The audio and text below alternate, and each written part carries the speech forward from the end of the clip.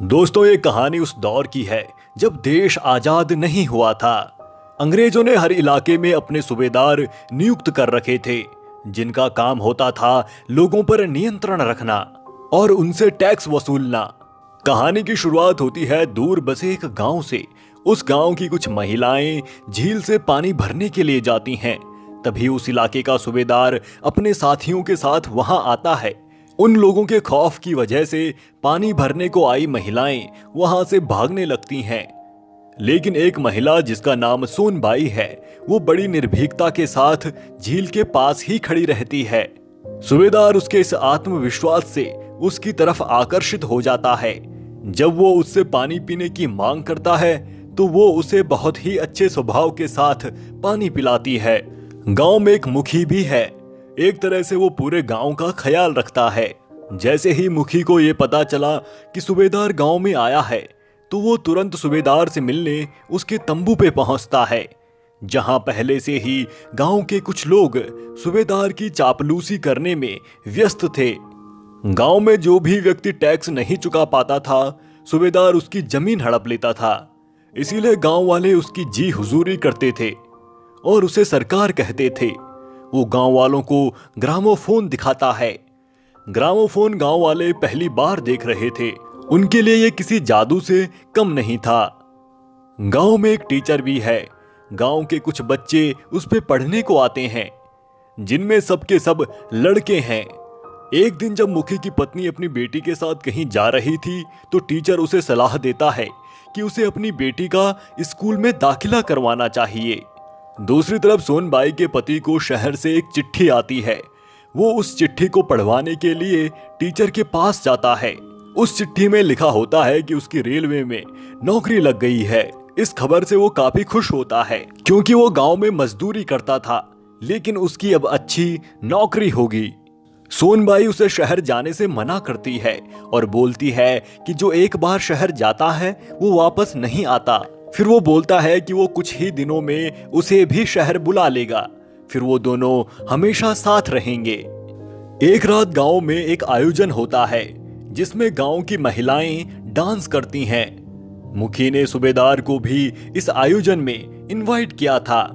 सूबेदार जब वहां पहुंचता है तो उसकी नजर सिर्फ सोनबाई पर होती है।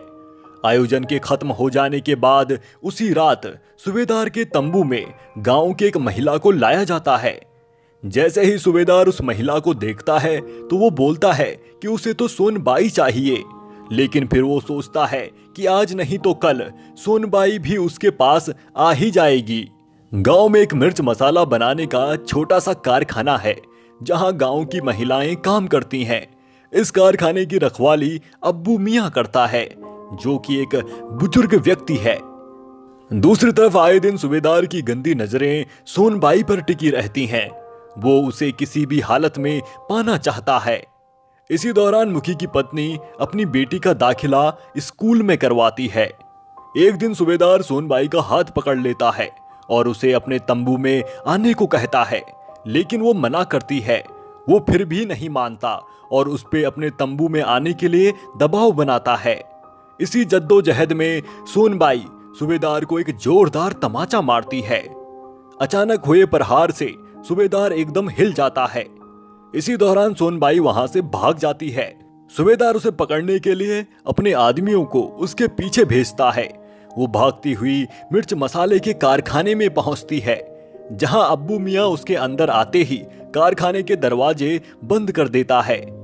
जब जबरदस्ती सूबेदार का एक आदमी कारखाने के अंदर घुसने की कोशिश करता है तो अब्बू मियां उस पर बंदूक तान देता है और सूबेदार के आदमियों को वहां से मजबूर होकर खाली हाथ वापस जाना पड़ता है। इसके बाद सूबेदार अपने आदमियों को आदेश देता है कि उस कारखाने के मालिक को मेरे पास लेकर आओ। दूसरी तरफ सोनबाई द्वारा सूबेदार पे मारे गए तमाचे की बातें पूरे गांव में फैल गई हैं। इसी बीच जब मुखी को यह पता चलता है कि उसकी बेटी का दाखिला स्कूल में हुआ है तो वो स्कूल में जाकर अपनी बेटी को वापस लाता है। उसकी पत्नी कहती है कि उसे अपनी बेटी को पढ़ाना है, लेकिन वो अपनी पत्नी को डांटते हुए कहता है कि तुमने कभी सुना है लड़कियों को पढ़ते हुए? और अपनी बेटी को उसे पढ़ाना है या नहीं, ये फैसला वो खुद लेगा, ना कि उसकी पत्नी। जब मसाला कारखाने का मालिक सूबेदार के पास लाया जाता है तो सूबेदार उससे कहता है कि कारखाने का दरवाजा खुलवाओ, मुझे किसी भी हालत में सोनबाई चाहिए। फिर कारखाने का मालिक कारखाने पे पहुंचता है और अब्बू मियाँ से कहता है कि दरवाजा खोलो, मुझे कुछ जरूरी काम है कारखाने में। फिर अब्बू मियाँ उससे पूछता है कि क्या वो अकेले आया है, तो वो हाँ कहता है। लेकिन अब्बू मियाँ जैसे ही चोरी छिपे बाहर देखता है तो उसे वहां सूबेदार के आदमी भी दिख जाते हैं और वो दरवाजा खोलने से इनकार कर देता है। कारखाने का मालिक कहता है कि दरवाजा खोलो, नहीं तो वो उसे नौकरी से निकाल देगा। अब्बू मियाँ कहता है कि उसे ये मंजूर है, लेकिन वो दरवाजा हरगिज नहीं खोलेगा।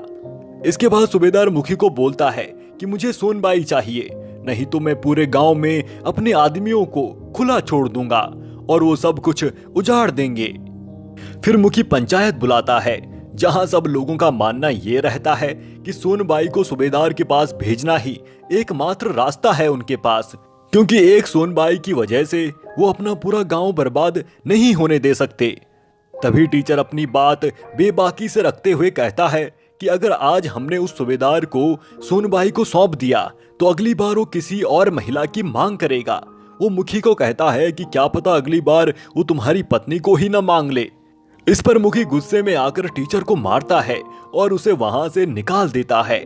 मुखी और गांव के बाकी आदमियों का विरोध करने के लिए मुखी की पत्नी गांव की कुछ महिलाओं को इकट्ठा करती है और वो सारी महिलाएं बर्तन पीटते हुए उन गांव के आदमियों के आगे अपना विरोध जाहिर करती हैं। इसके बाद मुखी अपनी पत्नी को बेरहमी से पीटता है। मुखी गांव के बाकी आदमियों के साथ कारखाने पे पहुंचता है और सोनबाई को अपनी जिद छोड़ने को कहता है, लेकिन वो कहती है कि वो मर जाएगी, लेकिन सूबेदार के पास नहीं जाएगी। फिर मुखी वहां से चला जाता है। कारखाने के अंदर बाकी महिलाएं सोनबाई को बिगड़े हालातों का दोषी मानते हुए उस पे सूबेदार के पास जाने का दबाव बनाती हैं। वो रोते हुए जब कारखाने से बाहर निकल ही रही होती है कि अब्बू मियाँ उसे रोक लेता है और कहता है कि तू यहाँ महफूज है। अब जब सारे पैंतरे फेल हो चुके हैं तो सूबेदार फैसला लेता है कि वो खुद कारखाने में जाएगा।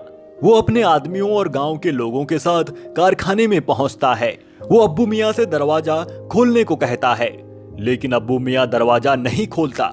वो अब्बू मियाँ को कहता है कि वो बेमतलब मारा जाएगा। फिर अब्बू मियाँ कहता है कि ये अब आर पार की लड़ाई है और वो दरवाजा नहीं खोलेगा।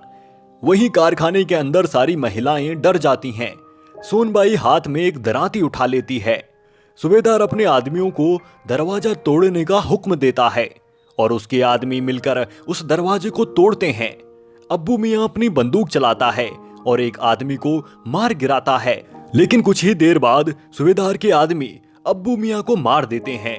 फिर सूबेदार अकेले कारखाने के अंदर जाता है और वो इस उम्मीद में सोनबाई की तरफ देखता है कि अब वो उसको हासिल कर ही चुका है। लेकिन तभी कुछ महिलाएं मिर्च का मसाला लिए दौड़ती हुई सूबेदार की तरफ बढ़ती हैं। इससे पहले कि सूबेदार कुछ समझ पाता, वो सारा मिर्ची पाउडर सूबेदार की आंखों में डाल देती हैं। एक बार नहीं बल्कि लगातार वो उस मिर्च के पाउडर को सूबेदार की आंखों में डालती हैं। आंखों में जलन के मारे सूबेदार का बुरा हाल हो जाता है और वो जमीन पर गिर जाता है। जिन आंखों से वो गंदी नजर महिलाओं पर रखता था, आज उन्हीं महिलाओं ने उसकी आंखों में मिर्च मसाला डालकर उसको उसके पाप की सजा दी है। इसी के साथ ये कहानी यहीं पर खत्म हो जाती है। दोस्तों, अगर आपको हमारी ये वीडियो पसंद आई हो तो आप वीडियो को लाइक कर सकते हैं।